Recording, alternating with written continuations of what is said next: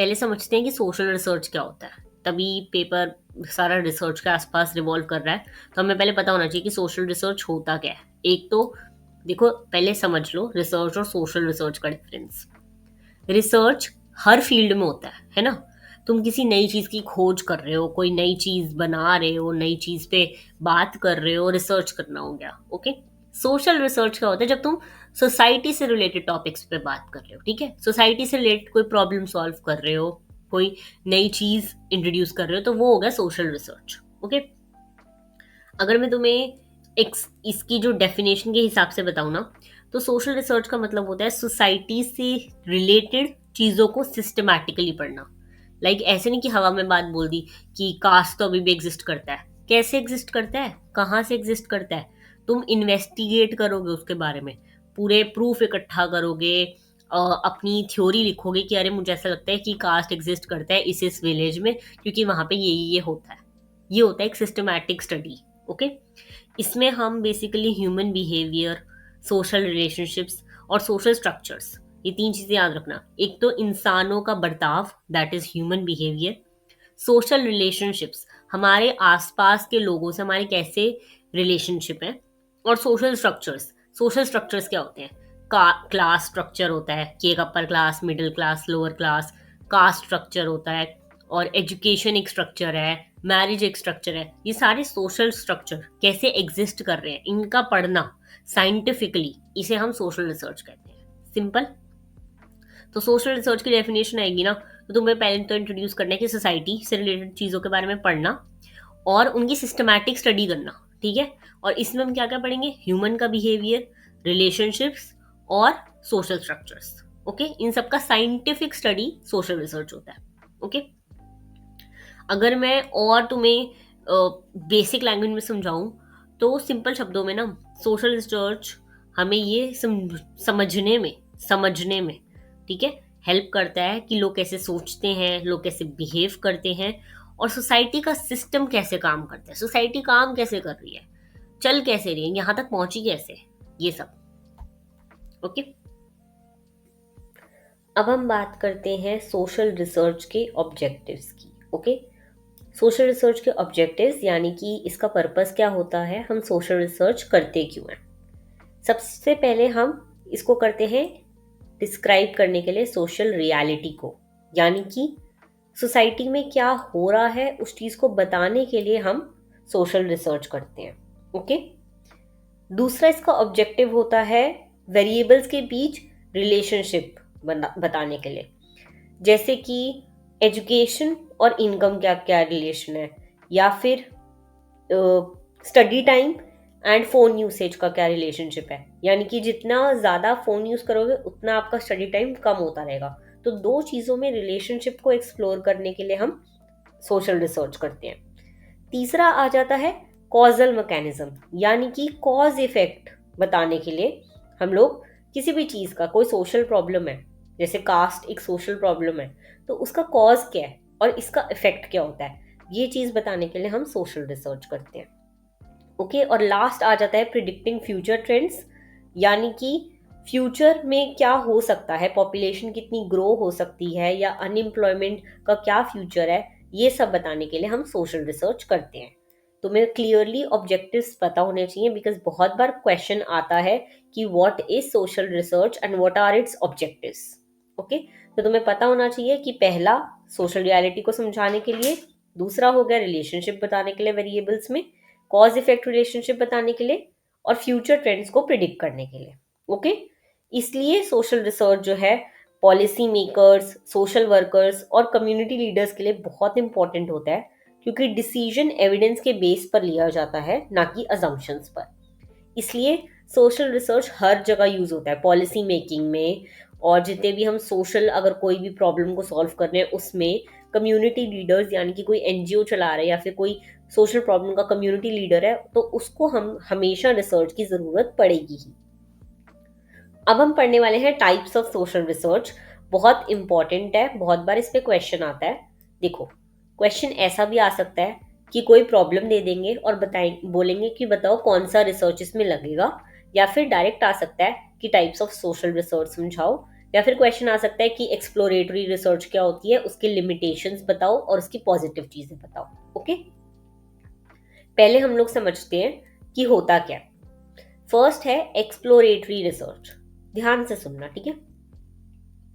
Exploratory research तब use होता है जब टॉपिक नया हो या क्लियरली समझ में ना आ रहा हो। इसका मेन एम होता है बेसिक अंडरस्टैंडिंग डेवलप करना और फ्यूचर रिसर्च के लिए आइडियाज बनाना, एक्सप्लोर करना चीजों को। ओके, जब हमें किसी टॉपिक के बारे में कुछ भी नहीं पता, अब मैं एक सोशियोलॉजी वाले स्टूडेंट को बोल दूं कि जाके केमिस्ट्री पे रिसर्च करो, तो उसको उस चीज के लिए कुछ नहीं पता होगा, तो वो पहले एक्सप्लोरेटरी रिसर्च करेगा, समझेगा कि होती क्या है केमिस्ट्री। ओके, इसे कहते हैं हम एक्सप्लोरेटरी रिसर्च। बिल्कुल प्रिलिमिनरी होती है ये। ओके, ये इसका कीवर्ड है। फिर आ जाते हैं हम लोग डिस्क्रिप्टिव रिसर्च पर। डिस्क्रिप्टिव रिसर्च का काम होता है डिटेल में डिस्क्राइब करना, जैसे किसी पॉपुलेशन कैरेक्टरिस्टिक्स या बिहेवियर या कंडीशंस को सर्वे करना। ये सब होता है डिस्क्रिप्टिव रिसर्च में। इसके जैसे डिस्क्रिप्टिव रिसर्च जो है वो काफी ज्यादा डिटेल में जाएंगे हम लोग, ठीक है। ये बेसिक नहीं हो सकती, इसमें हमें चीजें ऑलरेडी पता है और हम बहुत डिटेल में घुस रहे हैं ज्यादा। ओके, नेक्स्ट आ जाती है हमारी एक्सप्लेनेटरी रिसर्च। ये क्लियरली कॉज इफेक्ट रिलेशनशिप पे फोकस करती है और इसका गोल होता है ये समझना कि कोई सोशल फिनोमेना होता क्यों है, ठीक है।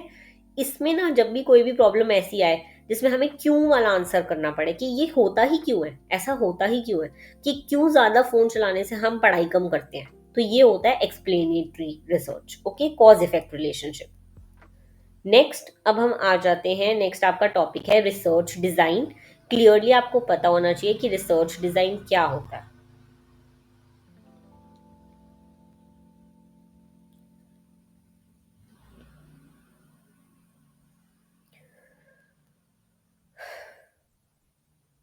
अब हम आ जाते हैं आपके नेक्स्ट टॉपिक पे, that is research design. Okay, देखो मैं तुम्हें क्लियरली जो भी यहाँ पे लिखा हुआ है ना वो पहले समझा देती हूँ, फिर तुम ध्यान से समझना चीजें। ओके, देखो रिसर्च डिजाइन ना एक कंप्लीट ब्लूप्रिंट होता है जो पूरी रिसर्च को गाइड करता है।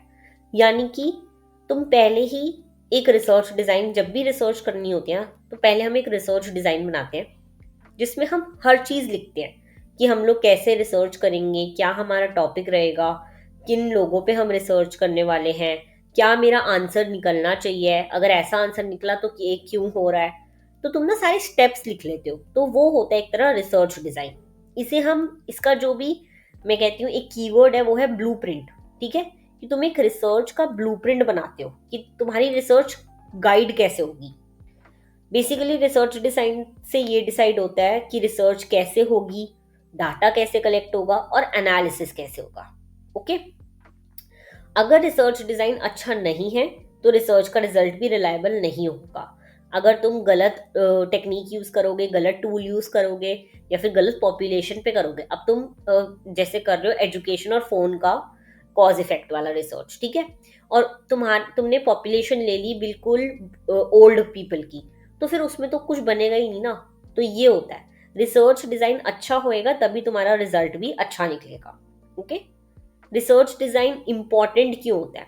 देखो ये इसलिए इंपॉर्टेंट होता है क्योंकि ये फाइंडिंग्स को एक तो क्रेडिबल बनाता है, यानी कि जो तुमने करी फाइंडिंग्स, जो तुमने फैक्ट्स निकाले वो सही हैं।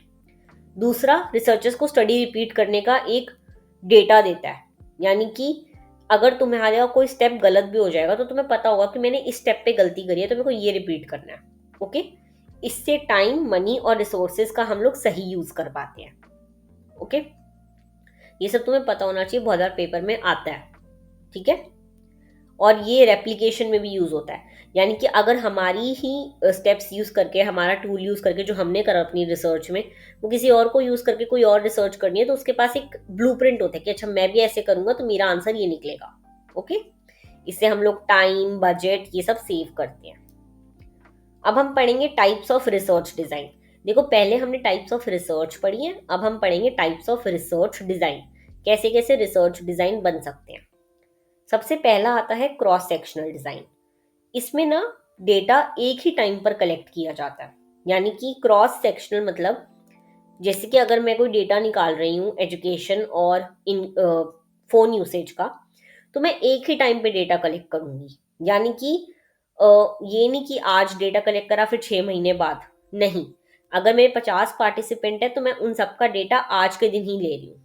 ओके, इससे क्या होता है, चेंज और डेवलपमेंट हम लोग ऑब्जर्व कर सकते हैं। जैसे मैंने आज 50 पार्टिसिपेंट्स का करा, फिर मैंने जब वो 10th में थे तब करा, फिर मैंने 12th में था तब करा। जैसे 2 साल का अलग अलग हमारे पास आ जाएगा, है ना, लेकिन करना सबका एक साथ है, एक टाइम पे 50 लोगों का एक ही टाइम पे एक साथ, फिर अगली बार 50 लोगों का एक टाइम पे एक साथ। ओके, नेक्स्ट होता है लॉन्गिट्यूडनल डिजाइन। इस डिजाइन में सेम लोगों को लॉन्ग पीरियड तक स्टडी किया जाता है, यानी कि मैं 50 पार्टिसिपेंट्स को एक साल के लिए पूरा स्टडी कर रही हूँ। ठीक है, तो सेम मेरे सब्जेक्ट्स रहेंगे, लेकिन काफी लॉन्ग टाइम तक हम लोग उन पे रिसर्च करेंगे। नेक्स्ट होता है एक्सपेरिमेंटल डिजाइन। एक्सपेरिमेंटल डिजाइन में वेरिएबल्स को कंट्रोल करके हम मैनिपुलेट कर सकते हैं ताकि हमारा कॉज इफेक्ट प्रूव हो सके। ये बेसिकली साइंटिफिक स्टडी में होता है, जहाँ पे हम चीजें कंट्रोल कर सकते हैं, टेम्परेचर, एनवायरनमेंट, ये सब चीजें हम कंट्रोल करना चाहें तो इसलिए ये एक्सपेरिमेंटल है, जैसे कि लेबोरेटरी वगैरह में होता है। ओके, नेक्स्ट है case study design. Case study design में एक केस या कुछ लिमिटेड केसेस को हम लोग डिटेल में स्टडी करते हैं ताकि एक डीप अंडरस्टैंडिंग मिले। इसमें ज्यादा पार्टिसिपेंट नहीं होते, कुछ केसेस होते हैं जिनके लिए हम काफी टाइम अपना इन्वेस्ट करते हैं और इन डेप्थ एग्जामिनेशन करते हैं। ओके, अब हम समझते हैं हाइपोथेसिस क्या होता है। बहुत इंपॉर्टेंट है ये टॉपिक, बहुत बार पेपर में आता है। ओके, तो तुम्हें पता होना चाहिए क्लियरली, इसको ध्यान से समझना थोड़ा सा डिफिकल्ट है। ओके, देखो, हाइपोथेसिस का मतलब होता है एक टेंटेटिव स्टेटमेंट, यानी कि एक ऐसा स्टेटमेंट जो सच नहीं है, पर मैं एक स्टेटमेंट से शुरू कर रही हूँ अपनी रिसर्च, तो वो स्टेटमेंट होएगा हाइपोथेसिस। ओके, मैं इसको टेस्ट करूंगी अपने रिसर्च को प्रूव करने के लिए। ठीक है, ये टेंटेटिव स्टेटमेंट बेसिकली वेरिएबल्स के बीच का रिलेशनशिप प्रिडिक्ट करता है। जैसे कि मेरा हाइपोथेसिस हुआ, ज्यादा फोन यूज करने से बच्चे कम पढ़ते हैं, है ना, तो ये दोनों का कॉज इफेक्ट हो गया, तो ये मेरा हाइपोथेसिस है। इससे क्या होता है, ये थ्योरी और रियल डेटा के बीच एक ब्रिज का काम करता है। ठीक है, कि यानी कि मैंने जो चीज सोची क्या वो सही है या नहीं, अब मैं इस चीज पे रिसर्च करूंगी। ओके, सबसे पहले तुम्हें पता होना चाहिए कि जो भी एक अच्छा हाइपोथेसिस होगा वो क्लियर होगा। ठीक है, कुछ उसमें ऊट पटांग नहीं लिखा होगा जो आप खुद ही ना समझ आ रहा हो, उसको टेस्ट कर पाएंगे हम लोग, और बहुत स्पेसिफिक होगा वो, और एग्जिस्टिंग थ्योरी पे जो है बेस्ड होगा, यानी कि जो मैं कर रही हूँ रिसर्च उस पर वो बेस्ड होगा, मैं वही चीज यूज कर रही हूँ। ओके, तो हाइपोथेसिस ना तुम्हारे एक तरह स्टार्ट होता है चीज रिसर्च का, एक ऐसा स्टेटमेंट जिससे तुम अपनी सोशल रिसर्च स्टार्ट करते हो। ओके, टाइप्स ऑफ हाइपोथेसिस पे बहुत बार क्वेश्चन आता है, बहुत डिफिकल्ट तो नहीं है ये टॉपिक, बट थोड़ा सा ट्रिकी है, आराम से समझना, दिमाग खोल कर अपना। ओके, सबसे पहला आ जाता है नल हाइपोथेसिस। नल हाइपोथेसिस कहता है कि कोई रिलेशनशिप एग्जिस्ट ही नहीं करता। जैसे कि मैंने अपना हाइपोथेसिस लिया, अगर फोन ज्यादा यूज करो तो बच्चे कम पढ़ते हैं। अब अगर मेरा बाद में रिसर्च करने पे ऐसा आता है कि फोन और पढ़ने का कोई रिलेशनशिप ही नहीं है जी, इससे तो कुछ होता ही नहीं है, तो ये नल हाइपोथेसिस हो गया। ओके, फिर आता है हमारा ऑल्टरनेटिव हाइपोथेसिस। ये कहता है कि रिलेशनशिप एग्जिस्ट करता है। अगर मेरा रिसर्च ये प्रूव करता है कि हाँ, फोन यूज करने से बच्चे डिस्ट्रैक्ट होते हैं और इसलिए कम पढ़ाई करते हैं, तो ये हो गया ऑल्टरनेटिव हाइपोथेसिस। ओके, फिर आता है directional hypothesis. Directional hypothesis relationship की डायरेक्शन भी बताता है, जैसे कि ज्यादा फोन यूज करने से बच्चे कम पढ़ते हैं, जिससे उनके दिमाग पे गलत असर होता है। ओके, तो ये भी बताते हैं कि जो चीज का असर हो रहा है वो अच्छा हो रहा है या बुरा हो रहा है। ओके, प्लीज ये तीनों हाइपोथेसिस में डिफरेंस समझ आ गया हो, क्योंकि ये इंपॉर्टेंट है। अब हम समझेंगे सैम्पलिंग। यहाँ पे हम बेसिकली पढ़ने वाले हैं कि सैम्पलिंग का मतलब क्या होता है, और इससे रिलेटेड कुछ टर्म्स। आपको क्वेश्चन भी ऐसे ही आएगा कि सैम्पलिंग, और फिर सैम्पलिंग फ्रेम समझाओ, या फिर सैम्पलिंग से रिलेटेड टर्म समझाओ, सैम्पलिंग क्या होता है, सैम्पलिंग में क्या क्या चीज़ें यूज होती है, ये सब आएंगे आपको क्वेश्चन। ठीक है, तो हम बेसिक से स्टार्ट करते हैं। यहाँ पे आपको सैम्पलिंग की डेफिनेशन दे रखी है। देखो, सैम्पलिंग का मतलब होता है पॉपुलेशन के एक छोटे ग्रुप को सिलेक्ट करना। अगर मैं रिसर्च कर रही हूँ कि एजुकेशन पे असर पड़ता है फ़ोन यूसेज से, तो मेरा पॉपुलेशन क्या होगा, बच्चे जो स्कूल में पढ़ रहे हैं और जो फ़ोन यूज़ करते हैं, है ना। तो ये होता है सैम्पलिंग, कि हम उसमें से, उस पूरी पॉपुलेशन में से, उन सारे बच्चों में से एक सैंपल उठाएंगे। ओके। और इसमें जो पॉपुलेशन होती है ना, पॉपुलेशन का मतलब होता है वो पूरा ग्रुप जिसके बारे में मुझे कंक्लूजन चाहिए। यानी कि अगर मेरा कंक्लूजन जो रिसर्च से प्रूव होगा, हाइपोथेसिस, वो इस पूरी पॉपुलेशन पे वैलिड होगा। ओके। तो पॉपुलेशन होती है वो एंटायर ग्रुप जिस पे मैं कंक्लूजन ड्रॉ करना चाहती हूँ अपनी रिसर्च से। और सैंपल होता है इस पॉपुलेशन का सबसेट जिसके कैरेक्टरिस्टिक्स इस पॉपुलेशन से मैच करते हैं। ठीक है। तो जो सैंपल होता है वो पॉपुलेशन का एक रिप्रेजेंटेटिव पार्ट होता है। मतलब कि तुम समझ लो एक बहुत बड़ी पॉपुलेशन है और उसका जो ये छोटा सा पार्ट मैंने लिया ना, ये होता है सैंपल, और ये होती है पॉपुलेशन। ओके। अब हम पढ़ते हैं सैंपलिंग फ्रेम क्या होता है। सैंपलिंग फ्रेम वो लिस्ट होती है जिसमें से सैंपल लिया जाता है। एक पूरी एक्चुअल लिस्ट, एक पूरा डेटाबेस, जैसे वोटर लिस्ट होती है ना, वैसे ही सैंपलिंग फ्रेम होता है। ओके। सैंपलिंग एरर की अगर हम बात करें तो सैंपलिंग एरर का मतलब होता है सैंपल और पॉपुलेशन रिजल्ट के बीच डिफरेंस आना। यानी कि मैंने जो सैंपल निकाला उससे ये प्रूफ हुआ कि जो बच्चा फोन ज्यादा यूज करता है वो कम पढ़ता है ना। लेकिन ये पॉपुलेशन पे जब मैंने अप्लाई करके देखा तो ऐसा नहीं हो रहा। तो ये जो एरर आया, ये जो डिफरेंस आया, ये होता है हमारा सैंपलिंग एरर। ओके। यहाँ पे इस पैराग्राफ में बेसिकली ये बता रखा है कि सैंपलिंग जरूरी क्यों होती है। देखो, सैंपलिंग इसलिए ज़रूरी होती है क्योंकि पूरी पॉपुलेशन को स्टडी करना प्रैक्टिकली पॉसिबल नहीं है। अगर मैं बच्चे उठाना चाहती हूँ जो फ़ोन यूज़ करते हैं, तो आजकल इस टाइम पे ऑलमोस्ट सारी पॉपुलेशन जो बच्चों की है वो फ़ोन यूज़ करती होगी। तो मैं हर एक बच्चे पे स्टडी नहीं कर सकती, इसलिए मैं उसमें से सैंपल उठाऊंगी ताकि उस सैंपल में वो कैरेक्टरिस्टिक्स हो जो पॉपुलेशन से मैच कर रहे हो, और फिर मैं उन पे सैंपलिंग करूंगी। ओके। ये होती है सैंपलिंग, और इससे रिलेटेड आपको सारे टर्म्स पता होने चाहिए। नेक्स्ट अब आते हैं, सैंपलिंग की ना दो टेक्निक्स होती हैं। एक होती है प्रोबेबिलिटी सैंपलिंग और एक होती है नॉन प्रोबेबिलिटी सैंपलिंग। बहुत इंपॉर्टेंट है ये दोनों टॉपिक, बिकॉज इसमें से क्वेश्चन आते ही आते हैं। सबसे पहले हम लोग समझते हैं कि प्रोबेबिलिटी सैंपलिंग क्या होती है और इसके टाइप्स। ओके। देखो, प्रोबेबिलिटी सैंपलिंग में ना हर मेंबर को इक्वल चांस मिलता है। यानी कि मैं अपने सामने बच्चे खड़े कर दूंगी जो फोन यूज करते हैं और जिनकी पढ़ाई पे असर हो रहा है। ठीक है। तो मैं वहां पे सबको चांस मिल रहा है कि मैं उन सब में से कोई कोई लोग उठा सकती हूँ, है ना। तो ये होता है प्रोबेबिलिटी सैंपलिंग, जहाँ पे हर बंदे को एक इक्वल और फेयर चांस मिल रहा है सैंपल में आने का। ओके। इसका बेस जो होता है बेसिकली रैंडमाइजेशन होता है, यानी कि हमें रैंडम मेंबर पिक करती हूँ तो सबके पास इक्वल चांस है। अब मैं अगर एक बोल में बहुत सारी चिट्स डाल दूं और उस चिट्स में से एक कोई चिट उठाऊं, तो सबकी चिट्स, जितनी भी वहाँ चिट्स हैं, उन सबके पास इक्वल चांस है पिक होने का, है ना। मैं कोई बायस्ड नहीं हूँ, या फिर मैं कोई चूज करके नहीं कर रही, अच्छा मैं कोई चिट अच्छी लग रही तो उठा लूंगी, नहीं। यहाँ पे रैंडम होता है सब कुछ। ओके। अब हम इसके टाइप्स पढ़ेंगे, बहुत इंपॉर्टेंट है, आपको पता होना चाहिए। सबसे पहले आता है simple random sampling. Simple random sampling मतलब कि सिंपल, यहाँ पे सबको इक्वल चांस होता है। ओके। कुछ नहीं है इसमें, तुम्हें ज्यादा कुछ नहीं पढ़ना। जैसे अभी मैंने चिट वाला एग्जांपल दिया, बोल वाला, वो होता है सिंपल रैंडम सैम्पलिंग। ओके। फिर हम आते हैं सिस्टमैटिक सैम्पलिंग पे।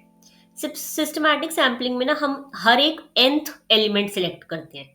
यानी कि मैंने एक जार में बहुत सारे वो डाल दिए नंबर्स, और मैं हर 10th नंबर उठाऊंगी। यानी कि मैंने 10 नंबर वाली चिट उठाई, फिर मैंने 20 नंबर वाली चिट उठाई, फिर 30 नंबर वाली। ठीक है। यहाँ पे भी रैंडम ही है, मुझे नहीं पता उस चिट में किसका नाम है, लेकिन एक nth नंबर लेके मैं करती हूँ। ओके। फिर आती है स्ट्रैटिफाइड सैम्पलिंग। स्ट्रैटिफाइड सैम्पलिंग में पॉपुलेशन को ग्रुप्स में डिवाइड करके सैंपल लिया जाता है। यानी कि मैं ग्रुप डिवाइड कर दूंगी। अगर मैं बच्चों पे रिसर्च कर रही हूँ तो मैं ग्रुप बना दूंगी कि एक हो गए 9 to 12 ईयर्स वाले बच्चे, एक 13 to 17 ईयर्स वाले, एक 18 to 22 वाले, और उन सब में से मैं रैंडम रैंडम लोग उठा लूंगी। ओके। फिर आती है क्लस्टर सैम्पलिंग। क्लस्टर सैम्पलिंग में पूरे ग्रुप्स रैंडमली सिलेक्ट होते हैं। यानी कि जो मैंने ग्रुप्स भी बनाए, अभी पहले तो मैंने सोच समझ के ग्रुप बनाया ना एज वाइज, यहाँ पे ग्रुप्स भी रैंडम सिलेक्ट होते हैं और उसमें से सैंपल भी रैंडम सिलेक्ट होता है। ओके। अब इसके एडवांटेजेस क्या होते हैं, देखो, सब अभी मैंने खुद ही बताया था कि मैं बायस नहीं होंगी। ठीक है। यहाँ पे हम जनरलाइज कर सकते हैं चीजें बिकॉज हम रैंडमली पिक कर रहे हैं। यहाँ पे कोई सैम्पलिंग एरर होने के चांसेस कम है। ओके। और यहाँ पे रिप्रेजेंटेटिव सैंपल होते हैं मोस्टली, यूजुअली, और इसमें एक्यूरेसी भी ज़्यादा होती है। लिमिटेशन क्या है, इसमें सैम्पलिंग फ्रेम होना चाहिए हमारे पास पूरा, मतलब कि हमारे पास पूरी लिस्ट होनी चाहिए। टाइम कंज्यूमिंग होती है, ये एक्सपेंसिव भी हो सकती है, बिकॉज आपके पास लिस्ट वगैरह आप निकाल रहे हो तो उसमें पैसा तो लगेगा और फिर टाइम भी लगेगा। कहीं ना कहीं थोड़ी बहुत इम्प्रैक्टिकल भी हो सकती है, क्योंकि ज़रूरी नहीं है जो मैंने रैंडम लोग उठाए वो पॉपुलेशन को पक्का रिप्रेजेंट करें ही करें। ओके, और इसमें लार्जर सैम्पल साइज भी लेना पड़ता है ताकि हमारा जो आंसर है, हमारे जो रिसर्च का टॉपिक है वो प्रूव हो, प्रिसाइज हो। ओके, नेक्स्ट हम आ जाते हैं नॉन प्रोबेबिलिटी सैम्पलिंग पे। प्रोबेबिलिटी सैम्पलिंग का उल्टा हो गया ये। ओके, यहाँ पे हर मेंबर को इक्वल चांस नहीं मिलता, प्रोबेबिलिटी में मिल रहा था, नॉन प्रोबेबिलिटी में हर बंदा जो पॉपुलेशन में है उसके पास इक्वल चांस पिक होने का नहीं है। ओके, सिंपल, तुम्हें यही पता होना चाहिए। ये नॉन रैंडम होती है, जो पहले वाली जो थी वो रैंडम थी। ओके, यहाँ पे पहला टाइप आ जाता है कन्वीनियंस सैम्पलिंग। कन्वीनियंस सैम्पलिंग में जो इजीली अवेलेबल होता है ना, हम उसको सिलेक्ट कर लेते हैं। जैसे कि अगर मुझे बच्चों पे रिसर्च करना था तो मैंने क्या करा, अच्छा मेरे आसपास ये बच्चे रहते हैं, मेरे घर के पास है, मुझे ज़्यादा दूर नहीं जाना पड़ेगा, तो मैंने इनको उठा लिया। तो ये हो गई कन्वीनियंस, मैंने अपना कन्वीनियंस देखा। ओके, फिर होती है पर्पजेस सैम्पलिंग। इसमें रिसर्चर अपनी जजमेंट यूज करता है, यानी कि मेरी रिसर्च जिस चीज से हेल्प होएगी, मेरी रिसर्च जिससे बेटर होएगी, मैं उसको उठाऊंगी। ओके, नेक्स्ट आ जाते हैं स्नोबॉल सैम्पलिंग। यहाँ पे पार्टिसिपेंट्स दूसरे पार्टिसिपेंट्स को सजेस्ट करते हैं। जैसे कि आप एक एग्जाम्पल समझो, मुझे ड्रग एडिक्ट पे करनी है, ठीक है, कोई रिसर्च, तो मैं एक ड्रग एडिक्ट तो ढूंढ लूंगी, बट और कहाँ से ढूंढूंगी, कोई बताएगा थोड़ी कि मैं ड्रग्स करता हूँ। तो मैं उस ड्रग एडिक्ट को बोलूंगी कि अब मुझे नेक्स्ट वाला तू बता कि कौन तेरा नोन में है जो ड्रग्स करता हो। तो ये होती है स्नोबॉल, एक से दूसरे का पता करना, दूसरे से तीसरे का। ओके, जो जितने भी हमने ये मेथड्स पढ़े, ये मेथड्स एक्सप्लोरेटरी बेसिकली और क्वालिटेटिव रिसर्च के लिए यूजफुल होते हैं। एक्सप्लोरेटरी मैंने आपको बता दिया था, क्वालिटेटिव मैं आपको नेक्स्ट वीडियो में बताऊंगी। ओके, यहाँ पे एक ही प्रॉब्लम होती है, जनरलाइजेशन पॉसिबल नहीं होता, तो इसके भी लिमिटेशंस काफी हो सकते हैं। ओके, नेक्स्ट हम आ जाते हैं सर्वे मेथड पे। फेवरेट क्वेश्चन है ये भी, एग्जामिनर का पता होना चाहिए आपको। ओके, अब देखो यहाँ पे सर्वे की ना तुम्हें डेफिनेशन दे रखी है, मैं सिंपल लैंग्वेज में समझा देती हूँ। बहुत इजी है सर्वे, हम सबको पता है, हम सबने बहुत बार पढ़ा है सर्वे, हम बहुत यूजुअली वर्ड यूज करते हैं। सर्वे मेथड एक पॉपुलर मेथड है जिसमें स्टैंडर्डाइज क्वेश्चन यूज होते हैं, है ना। तुम्हारे पास एक क्वेश्चन की लिस्ट होती है, तुम वो क्वेश्चन पूछते हो और फिर आंसर टिक करते रहते हो, वो होता है सर्वे।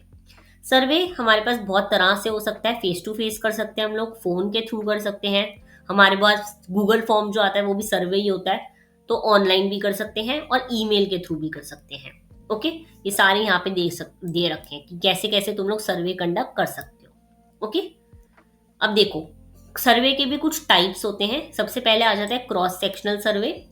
क्रॉस सेक्शनल सर्वे एक टाइम पे डेटा कलेक्ट करता है, जैसे हमने क्रॉस सेक्शनल डिजाइन देखा था, एक पर्टिकुलर टाइम पे। ओके, फिर लॉन्गिट्यूडनल होता है जो हम बहुत टाइम तक कलेक्ट करते हैं डेटा। फिर आता है पैनल सर्वे, इसमें सेम ग्रुप को हम बार बार स्टडी करते हैं, यानी कि एक ही ग्रुप के बारे में मैं सर्वे कर रही हूँ और उसको मैं अभी कर रही हूँ, फिर एक हफ्ते बाद कर रही हूँ, फिर मैं उसको 6 महीने बाद कर रही हूँ, तो ये होता है पैनल सर्वे। ठीक है, अगर हम देखें सर्वे के मेरिट्स क्या होते हैं, सर्वे देखो फास्ट है, इकोनॉमिक है, इजीली हम इसको कर सकते हैं, कॉस्ट इफेक्टिव होता है, और हम लोग इसमें ना हमें फेस टू फेस मतलब करने की जरूरत भी नहीं है, हम ऑनलाइन भी कर सकते हैं। तो ये होते हैं इसके मेरिट्स। ठीक है, डीमेरिट्स क्या होते हैं, इसमें डेप्थ नहीं मिलता हमें चीज़ों का, क्योंकि ओपन एंडेड नहीं होते, क्लोज एंडेड होते हैं। क्लोज एंडेड मतलब कि एक पर्टिकुलर क्वेश्चन है, उसका येस नो में जवाब है, जो भी ऑप्शंस है उसमें जवाब देना होता है। ओके, यहाँ पे बायस्डनेस आ सकती है, हो सकता है कि बंदा खुद ही कुछ और क्वेश्चन टिक कर दे। क्वेश्चन की वर्डिंग, हो सकता है सामने वाले को क्वेश्चन समझना है और तुम्हारा क्वेश्चन गलत इंटरप्रेट हो जाए। रिस्पॉन्स लो मिलता है, हमें भी ऑनलाइन जो सर्वे मिलते हैं हम कभी कभी नहीं आंसर करते, तो रिस्पॉन्स लो हो सकता है। ओके, ये इसके डीमेरिट्स हैं, प्लीज ये सब याद रखना, पेपर में बहुत बार आता है सर्वे पे क्वेश्चन। नेक्स्ट आ जाता है इंटरव्यू मेथड, ये भी बहुत ईजी है, बहुत बेसिक है, तुम सबने पढ़ी है चीजें। देखो इंटरव्यू अगर मैं सिंपल लैंग्वेज में समझाऊं ना, ये इतनी बड़ी यहाँ पे डेफिनेशन दे रखी है, तुम्हें इतना कुछ पढ़ने की जरूरत नहीं है, सिंपल मेरी आवाज सुनना और समझना। इंटरव्यू मेथड में रिसर्चर और रिस्पोंडेंट के बीच ना एक डायरेक्ट इंटरेक्शन होता है। तुम्हें पता है ये जॉब इंटरव्यू होते हैं और स्कूल में इंटरव्यूज होते थे, तो इसमें हम फेस टू फेस इंटरेक्शन करते हैं, जो चीज़ हमें पूछनी होती है वो हम पूछते हैं और उसका हमें जवाब मिल जाता है ना। इससे हमें एक डीप अंडरस्टैंडिंग मिलती है, हमें सामने वाले को समझने का मौका मिलता है, क्योंकि हम उसकी बॉडी लैंग्वेज भी पढ़ पा रहे हैं, वो हमारे सामने अवेलेबल है तो, है ना। तो इससे हम रैपो बिल्ड कर सकते हैं, यानी कि कंफर्ट बिल्ड होता है। इससे हम मिसअंडरस्टैंडिंग्स क्लियर कर सकते हैं और इससे हमें बहुत अच्छा डेटा कलेक्ट होता है। ओके, क्योंकि यहाँ पे क्या है, हम क्वेश्चन पूछ रहे हैं, आंसर ले रहे हैं, फिर अगर हमें उसका क्वेश्चन का आंसर जो है वो नहीं समझ आ रहा तो हम उसके ऊपर एक और क्वेश्चन पूछ सकते हैं। तो ये होता है इंटरव्यू मेथड। अब इंटरव्यू मेथड भी बहुत टाइप के होते हैं। सबसे पहले आ जाता है स्ट्रक्चर्ड इंटरव्यू। इसमें फिक्स्ड क्वेश्चंस होते हैं, यानी कि पूरी लिस्ट होती है मेरे पास कि मेरे को ये क्वेश्चन पूछने हैं और एक ही ऑर्डर में पूछने हैं। ओके, तो ये होता है स्ट्रक्चर्ड इंटरव्यू। फिर आता है सेमी स्ट्रक्चर्ड। इसमें इंटरव्यू फ्लेक्सिबल होता है, मेरे पास क्वेश्चन की लिस्ट तो होती है लेकिन मैं अपने आप क्वेश्चन चेंज कर सकती हूँ या फिर ऐड कर सकती हूँ। ओके, फिर आते हैं अनस्ट्रक्चर्ड इंटरव्यू। इसमें हम कॉन्वर्सेशन करते हैं, रादर देन मेरे पास कोई लिस्ट नहीं होती, मैं सिंपल एक जो है डिस्कशन करती हूँ सामने वाले के साथ। ओके, इसके एडवांटेजेस बहुत सारे होते हैं। एक तो डेटा रिच होता है ये, इसमें डेटा हमें बहुत डेप्थ में मिलता है, हम टॉपिक्स को बहुत इजीली एक्सप्लोर कर सकते हैं, हम बॉडी लैंग्वेज पढ़ सकते हैं। और जो इंसान पढ़ा लिखा नहीं है, जिससे सर्वे के क्वेश्चन नहीं पढ़े जाएंगे, उसका हम इंटरव्यू ले सकते हैं अब उसकी लैंग्वेज में। लिमिटेशंस, थोड़ा टाइम कंज्यूमिंग हो सकता है, ये एक्सपेंसिव हो सकता है, इंटरव्यू और बायस हो सकता है। बहुत बार ऐसे होता है तुम जॉब इंटरव्यू के लिए जाओ और ऑलरेडी एचआर जानता है बंदे को, तो वो कहेगा कि चलो यार तेरे को तो मैं बिना इंटरव्यू के कर देता हूँ, तो ये बायस्ड हो गया। ठीक है, ये सब होते हैं इसके लिमिटेशंस। नेक्स्ट अब हम आ जाते हैं ऑब्जर्वेशन मेथड। ये भी बहुत फेवरेट है एग्जामिनर का और सबसे इजी भी है, सबसे इजी। अगर इस पे क्वेश्चन है तो ये तो करके ही आना। ओके, देखो ऑब्जर्वेशन मेथड क्या होता है, बहुत इजी है, यहाँ पे इतनी सारी डेफिनेशन दे रखी है, इसको पढ़ने की जरूरत नहीं है। ऑब्जर्वेशन मेथड में रिसर्चर डायरेक्टली बिहेवियर ऑब्जर्व करता है, यानी कि मैं जिस पे रिसर्च कर रही हूँ ना, मैं देखूंगी उसको कि वो अपनी नॉर्मल लाइफ में कैसे जी रहा है, क्या कर रहा है, और मैं वो नोट करती रहूंगी कहीं पर। ठीक है, ये हो गया ऑब्जर्वेशन मेथड, ऑब्जर्व करके रिसर्च करना, देख कर। ओके, इसके भी टाइप्स होते हैं। सबसे पहले आ जाता है पार्टिसिपेंट ऑब्जर्वेशन। पार्टिसिपेंट ऑब्जर्वेशन में रिसर्चर जो है वो ग्रुप का पार्ट बन जाता है। नॉन पार्टिसिपेंट में वो बाहर रह के चीजें नोट करता है और इन्वॉल्व नहीं होता एक्टिविटीज में। ओके, जैसे मैं किसी कास्ट ग्रुप पे कर रही हूँ, तो अगर मैं उनके साथ रहना शुरू कर दूं, वहां पे दोस्त बना लूं, उनके साथ खाऊं पीऊं, सब कुछ उनकी चीजें फॉलो करूं, तो वो पार्टिसिपेंट हो गया। लेकिन मैं अगर दूर रहूं, एक घर में आइसोलेटेड रह के करूं, तो वो नॉन पार्टिसिपेंट हो गया, लेकिन देखूंगी मैं उन्हें फिर भी। ओके, फिर आता है स्ट्रक्चर्ड ऑब्जर्वेशन। यहाँ पे सब कुछ प्लान करके होता है कि अच्छा मेरे को इतने बजे उठना है, इतने बजे देखना है, इतने टाइम तक देखना है उन लोगों को, और फिर नोट करनी है चीजें। ओके, फिर एक आता है अनस्ट्रक्चर्ड। यहाँ पे ओपन होता है, यहाँ पे जो जैसा करना है वैसा करो। ओके, इसके स्ट्रेंथ क्या होते हैं, हम एक्चुअल बिहेवियर कैप्चर कर सकते हैं, लोगों को देखकर ज्यादा चीजें पता लगती हैं। जो लोग को पता ही नहीं है कि उनको ऑब्जर्व करा जा रहा है, तो हम डेप्थ में अंडरस्टैंडिंग कर सकते हैं। ठीक है, पर यहाँ पे लिमिटेशंस ज़्यादा होती हैं, बिकॉज बायस्ड हो सकता है, मेरा अटेंशन सिलेक्टिव हो सकता है, मैं किसी एक चीज़ पे ज़्यादा ध्यान दे रही हूँ। टाइम इंटेंसिव होता है, एक्सपेंसिव भी होता है ये, और कभी कभी इसमें रिलायबिलिटी इस्टेब्लिश करना डिफिकल्ट होता है। Okay, participant observation. Participant observation अभी हमने ऑब्जर्वेशन के पार्ट में पढ़ा कि क्या होता है। पार्टिसिपेंट ऑब्जर्वेशन की यहाँ डेफिनेशन बहुत लंबी दे रखी है, इतना लंबा पढ़ने की जरूरत नहीं है। पार्टिसिपेंट ऑब्जर्वेशन में रिसर्चर कम्युनिटी के अंदर रहकर स्टडी करता है। मैंने बताया जैसे मैं कास्ट ग्रुप समझ रही हूँ तो मैं उनके साथ रह रही हूँ, उनके व्यू पॉइंट समझ रही हूँ, उनको पता, कभी कभार उन्हें पता होता है कि मैं ऑब्जर्वेशन कर रही हूँ और कभी कभार नहीं पता होता, ये मेरे ऊपर होएगा। ओके, देखो इसमें क्या होता है, एक्सेस लेने में थोड़ी सी प्रॉब्लम आती है, हमें गेन करना पड़ता है एक्सेस, कि हम उस कम्युनिटी में रह पाएंगे या वो लोग मेरे साथ रह पाएंगे या नहीं। रैपो बिल्ड करनी पड़ती है, लोगों का ट्रस्ट गेन करना पड़ता है। इसमें डेटा कलेक्ट होता है ऑब्जर्व करके, पार्टिसिपेट करके, और रिकॉर्डिंग फील्ड नोट्स, यानी कि या तो मैं कुछ चीजें रिकॉर्ड कर रही हूँ या फिर लिख रही हूँ, तो वो सब। इसमें हम एनालिसिस बहुत अच्छे से कर सकते हैं, थीम्स का, पैटर्न्स का, इस सब चीजों का। ठीक है, लेकिन इसका जो फील्ड वर्क है वो काफी लॉन्ग रहता है, ट्रस्ट बिल्ड करते हैं और डिटेल्ड फील्ड वर्क के नोट्स बनते हैं। इस मेथड से ना हमें एडवांटेजेस इसके ये हैं, इस मेथड से हमें डीप अंडरस्टैंडिंग मिलती है, लेकिन इसकी एक ही प्रॉब्लम है कि इसमें एथिकल इश्यूज हो सकते हैं, जैसे कि कंसेंट। मैं ऑब्जर्व तो कर लूँ जाके चीजें, बट अगर मुझे सामने वाला मना कर देगा कि नहीं मैं कंफर्टेबल नहीं हूँ, तो एथिकल इश्यूज आ सकते हैं। है ना, और ये टाइम कंज्यूमिंग बहुत ज़्यादा होता है और ये एक्सपेंसिव भी होता है क्योंकि मुझे कहीं और जाके रहना पड़ रहा है।